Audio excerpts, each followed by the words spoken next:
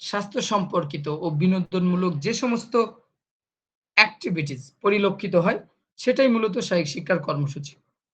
তাহলে physical education programme কি জিনিস?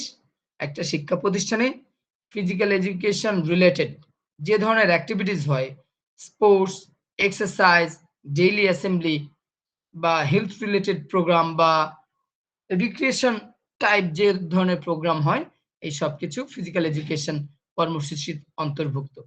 একজন আরো যদি শর্টলি বলি, একজন শারীরিক শিক্ষার শিক্ষক, একজন ফিজিক্যাল এডুকেশন টিচার, তিনি যে ধরনের অ্যাক্টিভিটিস করে থাকেন, যে সমস্ত কর্মসূচি বা ক্রিয়া কর্মসূচি পরিচালনা করেন বা বাস্তবায়ন করেন, সেটাই মূলত শারীরিক শিক্ষার কর্মসূচি। এখন আপনাদের যদি একটু মনে করতে দেই, সবার নিশ্চয়ই মনে হবে যে আপনাদের স্কুল কলেজগুলাতে বা মাদ্রাসায় যে যেখানে পড়েছেন, এসএসসি, এইচএসসি লেভেলে আপনাদের অ্যাসেম্বলি হতো, রাইট? অ্যাসেম্বলি হতো। অ্যাসেম্বলিতে মাঝে, মাঝে এক্সারসাইজ করানো হতো। এটার পাশাপাশি ফিজিক্যাল এডুকেশন ক্লাসগুলোতে সামটাইমস খেলাধুলা শিখাতো বা খেলাধুলা করাতো, খেলাধুলার সুযোগ দিত, এক্সারসাইজ করাতো। বিভিন্ন এক ক্লাসের সাথে অন্য ক্লাসের কম্পিটিশন হতো, স্পোর্টস কম্পিটিশন। এক স্কুলের সাথে অন্য স্কুলের সাথে স্পোর্টস কম্পিটিশন হতো। তারপরে বিভিন্ন দিবসগুলোতে খেলাধুলার আয়োজন থাকতো। ফর এক্সাম্পল ২৬শে মার্চ, ১৬ই ডিসেম্বর এরকম দিবসগুলোতেও খেলাধুলার আয়োজন থাকতো। So this are the total physical education program. এই সবকিছুই হচ্ছে ফিজিক্যাল এডুকেশন প্রোগ্রামের অন্তর্ভুক্ত। সবাই কি বুঝতে পারছেন? জি স্যার।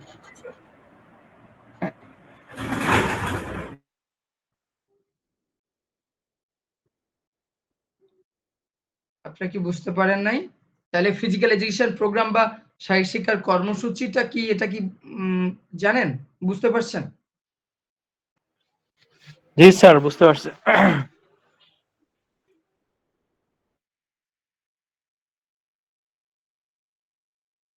ওকে। তাহলে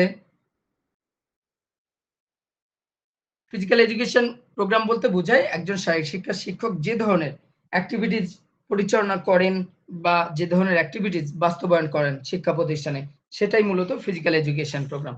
এখন এই ফিজিক্যাল এডুকেশন প্রোগ্রামটাকে ৩টা ক্যাটাগরিতে ভাগ করা যায়। কয়টা ক্যাটাগরি? ৩টা ক্যাটাগরিতে। একটা হচ্ছে compulsory sports program, then intramural sports and then extramural sports. Compulsory sports program বলতে অত্যাবশ্যকীয় ক্রিয়া কর্মসূচি, যেটা কম্পালসারি।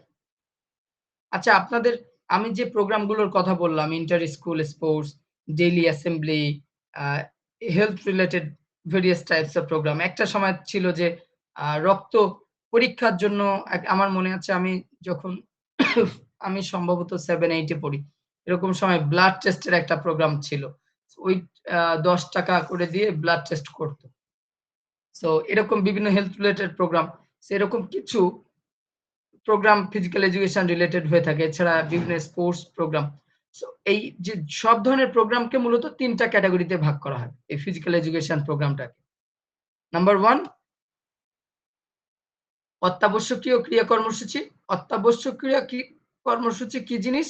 কম্পালসারি স্পোর্টস প্রোগ্রাম, যেটা একদম কম্পালসারি, কমন, সবার জন্যই সেম, ম্যান্ডেটরি। ঠিক আছে? এটাকে সামটাইমস বলা হয় সার্ভিস প্রোগ্রাম। ওকে, নেক্সট হচ্ছে অন্তঃক্রিয়াসূচি, ইন্ট্রামুরাল স্পোর্টস। ইন্ট্রামুরাল স্পোর্টস কি জিনিস? আমরা একটু পরে ব্রিফ দেখব। অ্যান্ড আন্তঃক্রিয়াসূচি এবং এক্সট্রামুরাল স্পোর্টস। আন্তঃক্রিয়াসূচি বা এক্সট্রামুরাল স্পোর্টস। এই intra and extra, what is the difference between this two words? কেউ কি বলতে পারবেন এই দুটা ওয়ার্ডের মধ্যে আসলে পার্থক্য কি? অন্ত এবং আন্ত। অন্ত স্যার, এটা হচ্ছে যে নিজেদের স্কুলের মধ্যে যেটা খেলা হয়, আর এক্সট্রা যেটা হচ্ছে বহিরাগতদের সাথে স্যার। ওকে, ভেরি গুড, ভেরি গুড। একদম অ্যাপ্রোপ্রিয়েট আনসার। সো আমরা এখন ধন্যবাদ। প্রথম থেকে একটু দেখি এই ৩টা ক্রিয়া কর্মসূচি মূলত পরিলক্ষিত হয় বা পরিচালিত হয়। এখন আমরা যদি একটু আসি যে অত্যাবশ্যকীয় ক্রিয়া কর্মসূচি বা কম্পালসারি স্পোর্টস প্রোগ্রাম আসলে কি? একটা শিক্ষা প্রতিষ্ঠানের শারীরিক শিক্ষা বিষয়ের সরকারি যে নির্দেশনাবলী রয়েছে, যেগুলো পালন করতেই হয়। শারীরিক শিক্ষা বিষয়ক ক্লাস, বিভিন্ন কম্পিটিশন বা প্রতিযোগিতা, প্রাত্যহিক সমাবেশ, স্থানীয় নির্দেশনা ইত্যাদি সবই অত্যাবশ্যকীয় ক্রিয়া কর্মসূচির অন্তর্ভুক্ত। এগুলো একজন ফিজিক্যাল এডুকেশন টিচার পালন করে থাকেন। যেমন অ্যাসেম্বলি, অ্যাসেম্বলি এটা government order. Physical education related class, সপ্তাহে অ্যাট লিস্ট একটা করে ক্লাস নিতে হবে। সো এরকম এগুলো ম্যান্ডেটরি গভর্নমেন্ট অর্ডার। এছাড়া মাঝে মাঝে দেখবেন যে বিভিন্ন জায়গাতে হয় যে স্কুল আঙিনা পরিষ্কার করা, এরকম বিভিন্ন অ্যাক্টিভিটিস থাকে, বা বিজয় দিবস, তারপরে স্বাধীনতা দিবস, এই টাইপের দিবসগুলো উদযাপন করা। সো এগুলো কিন্তু ম্যান্ডেটরি, বা শোক দিবস পালন করা, এরকম গভর্নমেন্ট কিছু অর্ডার ফলো করতে হয়।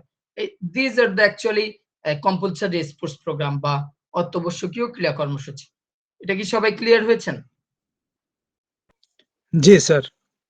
ওকে, এক্সাম্পল হিসেবে দেখেন, প্রাত্যহিক সমাবেশের শরীরচর্চা, প্রতি সপ্তাহে নির্দিষ্ট সংখ্যক শারীরিক শিক্ষা ক্লাস নেওয়া, জাতীয় দিবসে ক্রীড়া আয়োজন, বিদ্যালয়ের ক্যাম্পাস পরিষ্কার পরিচ্ছন্ন রাখা, বার্ষিক ক্রীড়া প্রতিযোগিতায় অংশগ্রহণ, এরকম স্বাস্থ্য পরীক্ষার আয়োজন, টিফিন প্রোগ্রাম পরিচালিত করা। টিফিন প্রোগ্রাম মিন্স বিদ্যালয়ে যে টিফিনের ব্যবস্থা, বাচ্চাদের মিড ডে মিল,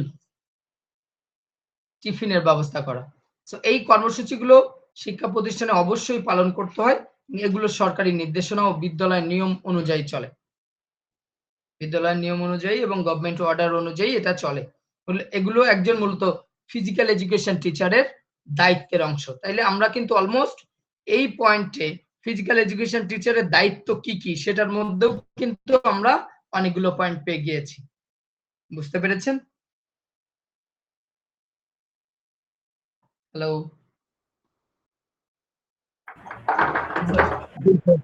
বুঝতে পারছি। Now intramural sports. ইন্ট্রামুরাল স্পোর্টসটা কি?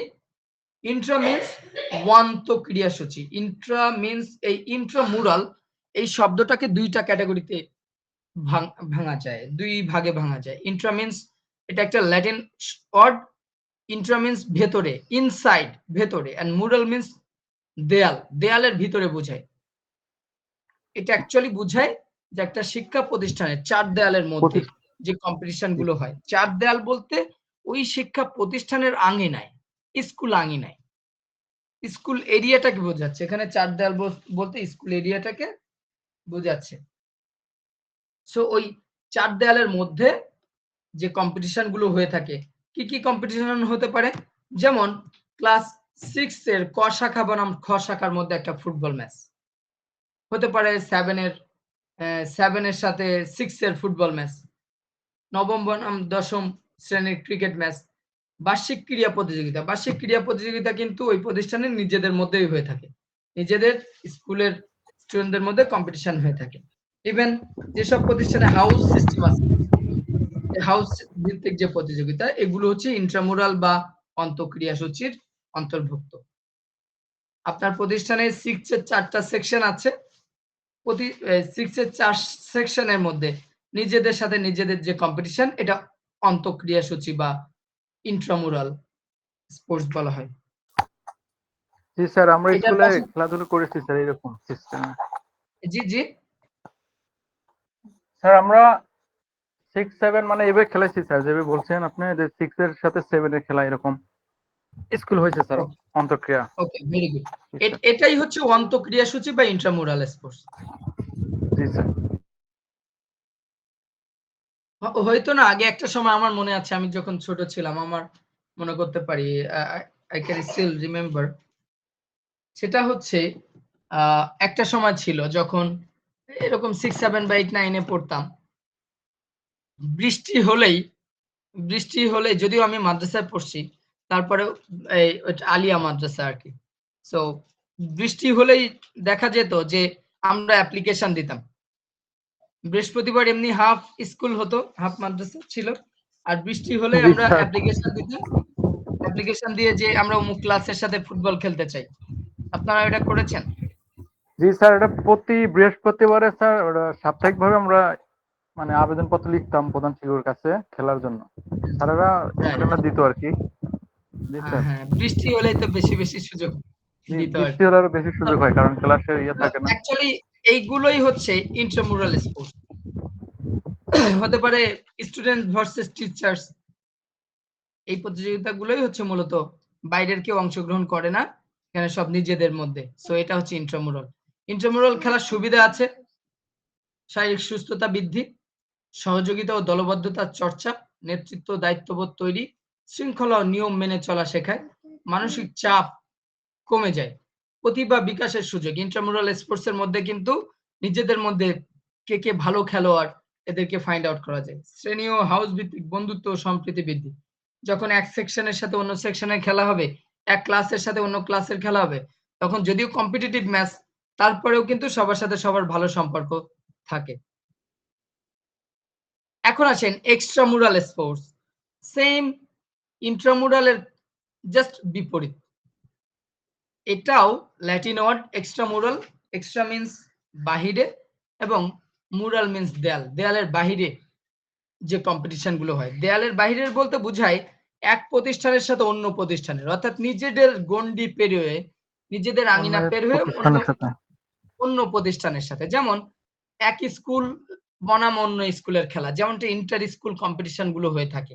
অনেকগুলো একটা ভেন্যু থাকে, সেখানে অনেকগুলো টিম যায় বাই রোটেশনে, পিকচার অনুযায়ী সবার যে কম্পিটিশন গুলো হয়ে থাকে।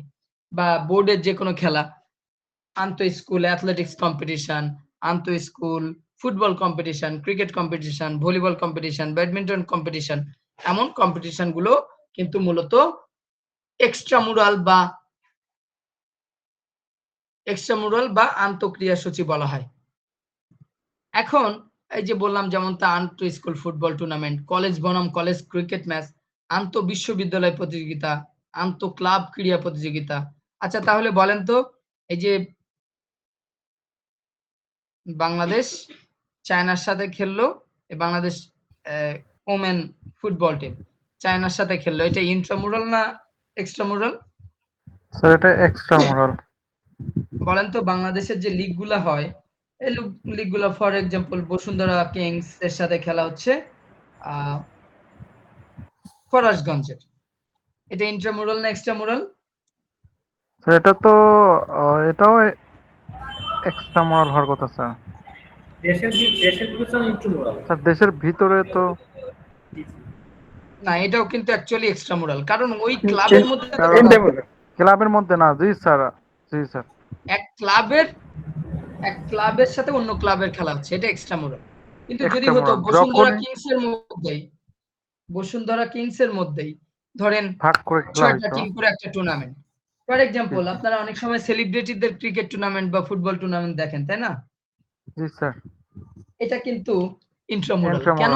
ইন্ট্রামুরাল। কারণ ইন্ট্রামুরাল ওটা জি হচ্ছে স্যার। ওই স্পেসিফিক ওই অর্গানাইজেশনের মধ্যেই কম্পিটিশনটা হয়। মতেই কম। যারা সেলিব্রিটি তাদের একটা রেঞ্জ আছে, এই সেলিব্রিটি লেভেলটা এরকম হতে হবে, বা তারা এই করতে হবে, বা এই পাবলিক ফিগার হতে হবে, এরকম তাদের একটা রেঞ্জ আছে। তাদের ক্যাটাগরিতে যারা পড়বে তাদের সবাইকে নিয়ে ওই নিজেদের মধ্যে কম্পিটিশন অ্যারেঞ্জ করা, এটা হচ্ছে ইন্ট্রামুরাল। জাস্ট এক্সাম্পল হিসাবে বললাম, বাট অ্যাকচুয়াল এক্সাম্পল আপনারা ব্যবহার করবেন এগুলো। এই যে আন্তঃ কলেজ, আন্তঃ ইউনিভার্সিটি, আন্তঃ স্কুল, ঠিক আছে, আন্তঃ ক্লাব প্রতিযোগিতা, এগুলো। ওকে, যেমন আপনাদের বিভিন্ন এলাকাতে হয় না 8 দলীয় ফুটবল টুর্নামেন্ট, 16 দলীয় ব্যাডমিন্টন টুর্নামেন্ট, এগুলো কিন্তু এই যে এক্সট্রামুরাল। এক দলের সাথে অন্য দল, এক এলাকার সাথে অন্য এলাকার খেলা, হয় না এরকম? জি স্যার। এগুলো হচ্ছে এক্সট্রামুরাল। তাহলে এই ইন্ট্রামুরাল, এক্সট্রামুরাল এবং সার্ভিস প্রোগ্রাম আমরা যা দেখলাম, এটা নিয়ে কোনো অসুবিধা আছে? না স্যার। ওকে, এখন দেখেন এই যে এক্সট্রামুরাল যে কম্পিটিশন, এটার কিছু সুবিধা আছে। যেমন এই সেম সুবিধা অন্যগুলোতেও আছে, বাট এখানে এক্সট্রা কিছু আছে। শরীর সুস্থ, দক্ষতা বৃদ্ধি করে, আত্মবিশ্বাস, মনোযোগ ও প্রতিযোগিতার মানসিকতা গড়ে ওঠে, ভ্রাতৃত্ব, সহযোগিতা ও নতুন বন্ধুত্ব সৃষ্টি হয়, শৃঙ্খলা, সততা ও খেলোয়াড় সুলভ মনোভাব গড়ে তোলে, নেতৃত্ব, সংগঠন দক্ষতা অর্জন করা যায়, জাতীয় আন্তর্জাতিক খেলায় অংশ নেওয়ার সুযোগ, খেলাধুলাকে পেশা হিসাবে গড়ার সম্ভাবনা। অনেক সময় দেখা যায় এক স্কুল থেকে অন্য স্কুলের খেলা হচ্ছে, তারপরে এই টুর্নামেন্ট গুলা হওয়ার পরে দেখা যায় ওখান থেকে ভালো প্লেয়ার গুলো বিভিন্ন ক্লাবে চান্স পায়, ঠিক আছে, বা ন্যাশনাল পর্যায়ের যে স্কুল, জাতীয় স্কুল পর্যায়ের খেলাগুলো যেগুলো হয় ঢাকাতে বা বিভিন্ন বিভাগীয় শহরগুলাতে, সেখান থেকে ভালো ভালো প্লেয়ার, প্রতিভাবান খেলোয়াড় বেড়ে ওঠে। সেই তাদেরকে কিন্তু বিভিন্ন ক্লাবে ডাক পায়। জাতীয় পর্যায়ে বা আন্তর্জাতিক পর্যায়েও কিন্তু তাদের খেলার সুযোগ থাকে। প্রতিযোগিতার মাধ্যমে নিজের দলের যোগ্যতা যাচাই করা যায়। যেমন আপনার প্রতিষ্ঠান, সবাই জানে আপনারা ভালো খেলেন, কিন্তু অন্য প্রতিষ্ঠানের সাথে খেললেই অ্যাকচুয়ালি নিজেদের যোগ্যতাটা যাচাই করা যায় যে না আসলে তারা এই কম্পিটিশনে সবার চেয়ে ভালো টিম, এরকম যোগ্যতাও যাচাই করা যায়, বা কারা উইক, কারা স্ট্রং। এ ধরনের প্রতিযোগিতায় বিভিন্ন মানের খেলোয়াড়রা অংশগ্রহণ করে, ফলে ভালো খেলোয়াড়দের সাহচর্যে এসে তাদের আচার ব্যবহার, উন্নত মানের কৌশল ইত্যাদি থেকে তারা অনেক কিছু শিখতে পারে। যেমন কিছু কিছু প্রতিষ্ঠানে থাকে অনেক ভালো প্লেয়ার, তাদের সাথে খেললেও অনেক কিছু শেখা যায়, অনেক কিছু জানা যায়। এটা হচ্ছে এই এক্সট্রামুরালের সুবিধা। সো এই যে ফিজিক্যাল এডুকেশন যে কর্মসূচিগুলো দেখলাম, এগুলা যে শুধুমাত্র শিক্ষার্থীদের যে সুস্থ দেহ দান করে বা সুস্থ রাখে বিষয়টা এমন না, এটা শিক্ষার্থীদের নৈতিকতা, নেতৃত্ব, সহযোগিতা এবং প্রতিযোগিতার মনোভাব ও দলগত চেতনার উন্নয়ন ঘটায় এই ফিজিক্যাল এডুকেশন প্রোগ্রামগুলো। তাহলে বুঝতে পেরেছেন ফিজিক্যাল এডুকেশন প্রোগ্রামগুলো কি? স্যার এখন আসেন এই শিক্ষা প্রতিষ্ঠানে এই কর্মসূচি যে দেখলাম আমরা, ফিজিক্যাল এডুকেশন প্রোগ্রাম বা শারীরিক শিক্ষার কর্মসূচি, এগুলা গুরুত্ব কেমন? আসলে এটার গুরুত্ব আছে না? ডেফিনেটলি আছে। আমরা অনেকগুলো দেখেছি, জাস্ট পয়েন্ট গুলো দেখেন। শারীরিক বিকাশ, মানসিক বিকাশ, সামাজিক গুণাবলী অর্জন, ঠিক আছে? সো জাস্ট পয়েন্ট গুলো মনে রাখার চেষ্টা করবেন। আত্মবিশ্বাস ও সাহস, শিক্ষা ইতিবাচক প্রভাব, যখন আপনি ভালো খেলবেন তখন কিন্তু আপনার পড়াশোনা করতেও ভালো লাগবে, সবাই আপনাকে খুব প্রশংসা করবে। সো সবাই যখন আপনাকে প্রশংসা করবে, ভালো বলবে, তখন আপনি পড়াশোনায়ও মনোযোগী বেশি বেশি হবেন, না হলে তো প্রেস্টিজের ব্যাপার হয়ে যাবে। শৃঙ্খলা, নৈতিকতা, তখন চাইলেও খারাপ কাজ করতে পারবেন না, হয় না? আপনার এলাকাতে আপনার একটা প্রভাব আছে, সবাই চিনে, তো চাইলেও কিন্তু খারাপ কাজ করতে পারবেন না, বেশি ডিসিপ্লিন হবেন, কারণ আপনাকে সবাই ফলো করবে। এগুলোর জন্য এই প্রোগ্রামের গুরুত্ব অনেক বেশি, বিশেষ করে শিক্ষার্থীদের জন্য ফিজিক্যাল এডুকেশন প্রোগ্রাম। এখন আসেন সুস্থ দেহে সুন্দর মন, উক্তিটির সপক্ষে যুক্তি। এরকম একটা কোশ্চেন আপনাদের পরীক্ষাতে আসছে প্রিভিয়াস এক্সামে।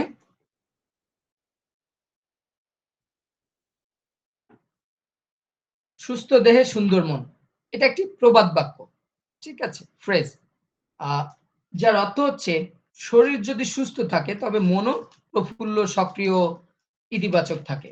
শারীরিক সুস্থতা মানসিক স্বাভাবিকতা ও স্থিতিশীলতার ভিত্তি।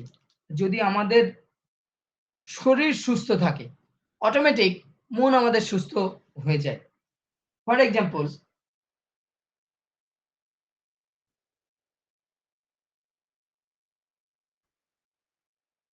ফর এক্সাম্পল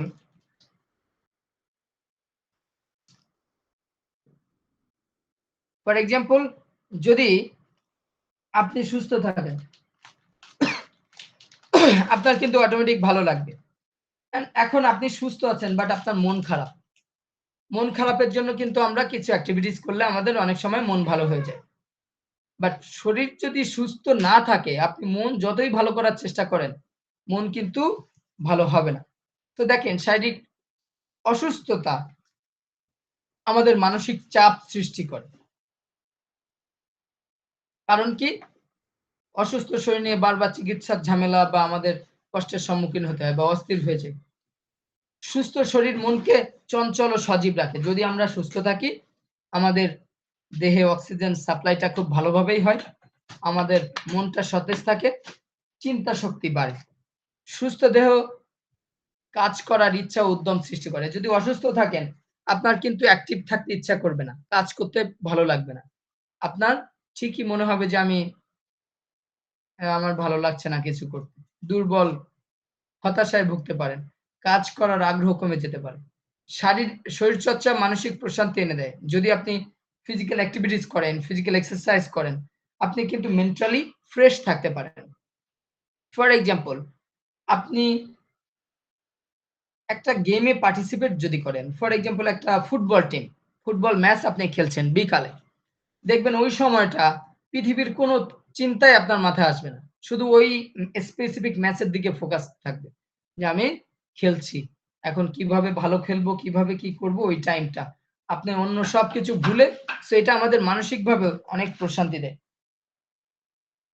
যদি আমরা সুস্থ থাকি, খাদ্যাভ্যাস যদি ভালো থাকে, তাহলে কিন্তু আমাদের ঘুম ভালো হয়, ঠিক আছে, চিন্তা ভাবনা থাকে না, সো ঘুম ভালো হয়। মনের রোগেরও শিকড় অনেক সময় শরীর থাকে, যেমনটা আপনি দীর্ঘমেয়াদী অসুস্থ থাকলে দেখা যাবে নিজেই হতাশায় পড়ে যাবেন, দুশ্চিন্তা, বদমেজাজ, খিটখিটে হয়ে যায় আমাদের শরীর, তাই না? সো এইগুলো হচ্ছে অ্যাকচুয়ালি যুক্তি এবং ব্যাখ্যা।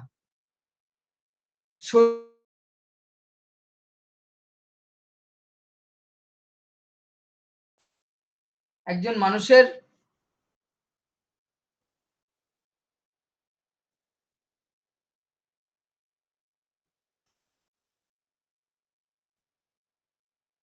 মানুষের মন তখনই সুস্থভাবে কাজ করতে পারে যখন তার দেহ সুস্থ থাকে। তাই বলা হয় সুস্থ দেহে বাস করে সুন্দর মন।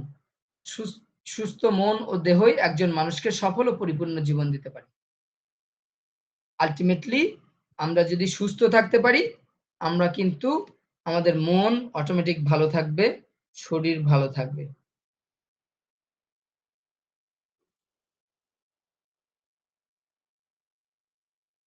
এখন আসি, সবাই কি বুঝতে পারছেন টপিকগুলা, নাকি কঠিন লাগছে?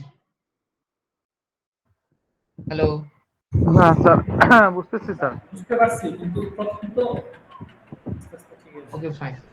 একটু দেশের উন্নয়নে শারীরিক শিক্ষা ও ক্রীড়ার ভূমিকা কেমন আমরা একটু দেখবো। পয়েন্টগুলো দেখেন তাহলেই বুঝতে পারবেন। আপনাদের সব লেকচার শিট গুলোতেও পয়েন্ট দেওয়া আছে, এগুলোতে আপনারা জাস্ট পয়েন্টগুলোকে মনে রাখার চেষ্টা করবেন। আপনাদের পরীক্ষার সময় কোশ্চেন হয় 1 মার্কের, 2 মার্কের এবং 5 থেকে 6 মার্কের, এরকম 1, 2 সংক্ষিপ্ত কোশ্চেন থাকে 1 মার্ক এবং 2 মার্কের, আর এর বাইরে কোশ্চেন থাকে 5 মার্ক বা 6 মার্কের, একটা ব্রড কোশ্চেন থাকে। তো খুব বেশি লেখা লাগে না। সো শারীরিক সুস্থতা ও শক্তি বৃদ্ধির জন্য ফিজিক্যাল এডুকেশন দরকার। কারণ আপনি যদি ফিজিক্যাল এডুকেশন না জানেন, তাহলে কিন্তু আপনি ফিজিক্যালি ফিট থাকতে পারবেন না। আপনি প্রপার ওয়েতে যদি এক্সারসাইজ করার সিস্টেমটা না জানেন, তাহলে কিন্তু আপনার ডেভেলপমেন্ট হবে না। অনেকে দেখবেন সারা বছর ব্যায়াম করে কিন্তু কোনো ডেভেলপমেন্ট নাই। প্রপার ওয়েতে ব্যায়াম করতে হবে, প্রপার নিউট্রিশন নিতে হবে, প্রপার খাদ্যাভ্যাস ঠিক রাখতে হবে, ঘুম ঠিক মতো করতে হবে। সবকিছু নিশ্চিত করার পরেই না ডেভেলপমেন্ট। তো এই সবকিছু যারা জানে, আলটিমেটলি তারা ফিজিক্যাল এডুকেশন সম্পর্কে তারা জ্ঞান রাখে। মানসিক বিকাশ ও মনোবল বৃদ্ধি। যখন আপনি ফিজিক্যালি, আমরা একটু আগে দেখলাম, ফিট থাকবেন, হেলদি থাকবেন, তখন আপনার মেন্টাল ডেভেলপমেন্টটা অটোমেটিক ভালো থাকবে। আপনি ফিজিক্যালি ফিট থাকলে আপনার কনফিডেন্স লেভেলটাও বেড়ে যাবে। নৈতিক ও সামাজিক মূল্যবোধ গঠন। ফিজিক্যাল এডুকেশন বা ক্রিয়া বা বিভিন্ন স্পোর্টস শিখায় পরস্পরকে সম্মান দিতে, ফেয়ার প্লে নিশ্চিত করতে। দেখবেন আপনারা খেলোয়াড়রা নরমালি বিভিন্ন সমাজে খেলোয়াড়দেরকে খুব হাইলি রেসপেক্ট করা হয়, তাদেরকে রোল মডেল হিসাবে ব্যবহার করা হয়। তারা যা করে সেটা মানে মানুষ তাদের অ্যাক্টিভিটিস গুলো ফলো করে বিভিন্ন এলাকাতে। তো সামাজিক মূল্যবোধ গড়ে ওঠে, ঠিক আছে, তারা ভালো কাজ করলে সবাই সেই দিকে খুব প্রশংসা করে বা সেই দিকে সাপোর্ট করে। এটার পাশাপাশি রয়েছে জাতীয় ঐক্য ও গৌরব বৃদ্ধি। দেশের জন্য খেলছে বাংলাদেশ টিম, দেশের বাইরে যে জয় নিয়ে ফিরে আসছে, এটা জাতীয় ঐক্য এবং গৌরবের একটা মাধ্যম। জয় পরাজয় থাকে, বাট দেশের যে ইন্টারন্যাশনাল যে কম্পিটিশন গুলো আমাদের দেশ পার্টিসিপেট করে বা যে দেশই পার্টিসিপেট করুক না কেন, দেশের সম্মান ও গৌরব বৃদ্ধি করে। অর্থনৈতিক উন্নয়নের সহায়তা কিভাবে করে? একটা দেশের প্লেয়াররা দেখবেন যে অনেক টাকা ইনকাম করে, সেতে কিন্তু সে তার মাধ্যমে তার পরিবার উপকৃত হচ্ছে, সমাজ উপকৃত হচ্ছে, আলটিমেটলি পুরা দেশ উপকৃত হচ্ছে। সো অর্থনৈতিক উন্নয়নে সহায়তা। দেশের সুনাম ও কূটনৈতিক সম্পর্ক, এক দেশের সাথে অন্য দেশের ভালো সম্পর্ক থাকে এই খেলাধুলার মাধ্যমে, সুনাম অর্জন করা যায়, এটা আমরা একটু আগে দেখেছি। অলিম্পিক গেমস, আন্তর্জাতিক যে স্পোর্টস গুলা হয়, এগুলা মানে দেশের ভাবমূর্তি ও কূটনৈতিক সম্পর্ক উন্নত করে। আপনি যত এই স্পোর্টসে পার্টিসিপেট করবেন তত ভালো সম্পর্ক হবে এক দেশের সাথে অন্য দেশের। So physical education and sports একটা জাতির সার্বিক উন্নয়নে একটি মুখ্য হাতিয়ার। এটি শুধু ব্যক্তির শারীরিক ও মানসিক বিকাশ ঘটায় না, বরং দেশের সামাজিক, অর্থনৈতিক ও সাংস্কৃতিক উন্নয়নের পথ সুগম করে। অর্থাৎ ওভারঅল ডেভেলপমেন্টাল যে প্রসেস রয়েছে সেই প্রসেসে ফিজিক্যাল এডুকেশন মুখ্য ভূমিকা পালন করে থাকে। একটি সুস্থ জাতি গঠনে শারীরিক শিক্ষার ভূমিকা। একটা সুস্থ জাতি গঠন করতে যদি আমরা চাই, সেই ক্ষেত্রে ফিজিক্যাল এডুকেশনের ভূমিকা কেমন হওয়া উচিত? আমরা একটু আগে যে টপিকটা পড়লাম, সেম কোশ্চেন, একই অ্যান্সার দিবেন, দুই একটা পয়েন্ট এখানে একটু জাস্ট মার্জ করা আছে। শারীরিক সুস্থতা ও কর্মক্ষমতা বৃদ্ধি, মানসিক সুস্থতা ও আত্মনিয়ন্ত্রণ, শৃঙ্খলা ও সময়জ্ঞান তৈরি, সামাজিক আচরণ ও দলবদ্ধ কাজের শিক্ষা, নৈতিক ও মানবিক মূল্যবোধ গঠন। আরো রয়েছে যুব সমাজকে মাদক ও অসামাজিক কাজ থেকে দূরে রাখা। এটা খুবই ইম্পর্টেন্ট পয়েন্ট। দেখবেন যারা খেলাধুলা করে তারা মাদক থেকে দূরে থাকে। কারণ কি? তাদের মধ্যে খেলাধুলা তারা ভালোবাসে, খেলাধুলা নিয়ে তারা চিন্তা ভাবনা করে। ওই সময়টা, অন দ্য আদার হ্যান্ড, যারা ওই সময়টাকে অপচয় করছে by using mobile phone or playing game, যেমন হতে পারে যে কি বলে ফ্রি ফায়ার বা অন্যান্য কিছু গেম আছে না, এটার পাশাপাশি দেখবেন যে অপরাধ কর্মে জড়িত হয়ে যায় অনেকে।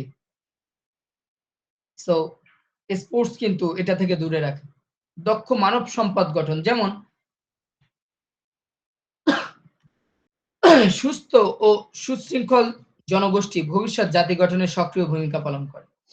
সো একটি সুস্থ, কর্মক্ষম, নৈতিক ও দায়িত্বশীল জাতি গঠনের জন্য শারীরিক শিক্ষা অপরিহার্য।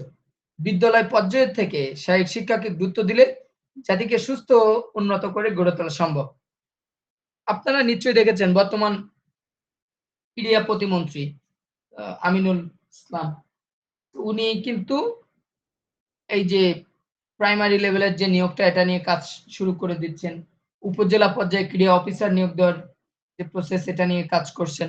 সে ফিজিক্যাল এডুকেশনটাকে প্রাইমারি লেভেলে ক্লাস 4 থেকে বাধ্যতামূলক করার চিন্তা করছেন।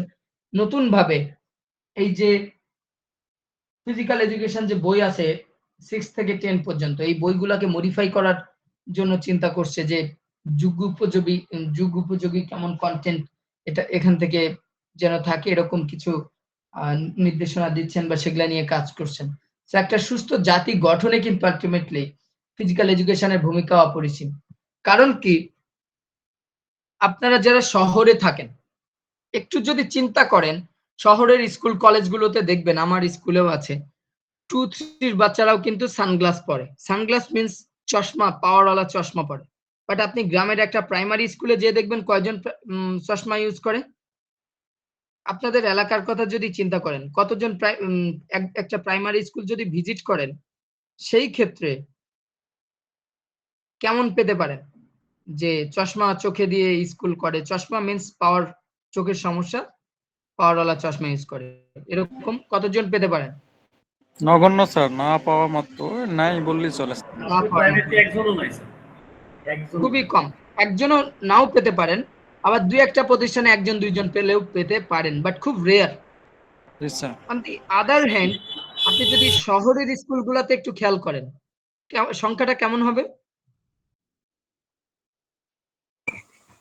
অনেক অনেক বেশি স্যার।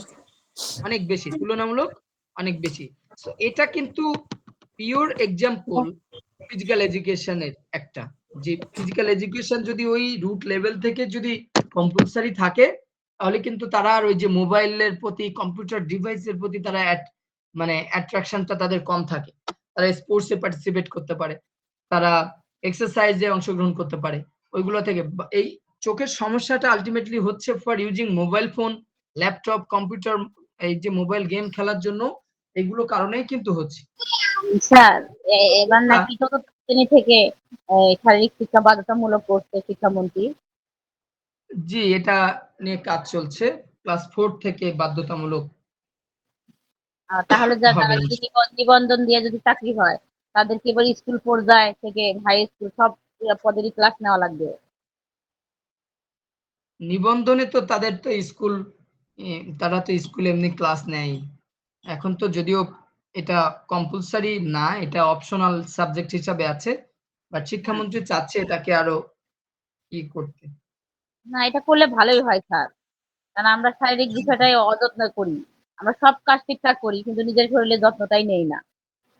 রাইট, ব্যাপার হচ্ছে আমাদের দেশে এটা অবহেলিত। বাট আপনি যদি দেশের বাইরে খেয়াল করেন, দেশের বাইরে খেয়াল করেন ফিজিক্যাল এডুকেশনে পাস করা খুবই ডিফিকাল্ট। কারণ বাইরের ফিজিক্যাল দেশে এডুকেশন, এগুলো উন্নত। হ্যাঁ, ফিজিক্যাল এডুকেশনে পাস করতে গেলে আপনাকে থিওরি জানতে হবে, এই রিটেন বিষয়গুলো জানতে হবে, এবং প্র্যাকটিক্যালি আপনার অ্যাক্টিভলি ফিটনেস ভালো থাকতে হবে, ভালো খেলতে হবে, ভালো জানতে হবে, সব ধরনের। বাট আপনি আপনি তো ম্যাথ পারলেই পরীক্ষায় অঙ্ক করলেই আপনি নাম্বার পাবেন। বাট ফিজিক্যাল এডুকেশনের ক্ষেত্রে কিন্তু সেটা না। বোথ প্র্যাকটিক্যাল অ্যান্ড থিওরি, ২ ধরনের পারফর্ম আপনাকে করতে হবে। এজন্য ফিজিক্যাল এডুকেশনটা খুবই ইম্পোর্টেন্ট দেশের বাইরে, এবং বেশিরভাগ দেশগুলোতে ফিজিক্যাল এডুকেশন বাধ্যতামূলক। মানে বিশেষ করে প্রাইমারি স্টেজ গুলাতে। হ্যাঁ, আমাদের দেশেও বাধ্যতামূলক করলেও ভালো, কারণ শরীর ফিট থাকলে সবকিছু করতেও ভালো লাগে, যে কোনো কিছুটাতে এনার্জি থাকে। আর শরীর আনফিট থাকলে কোনো কাজেই ভালো লাগে না।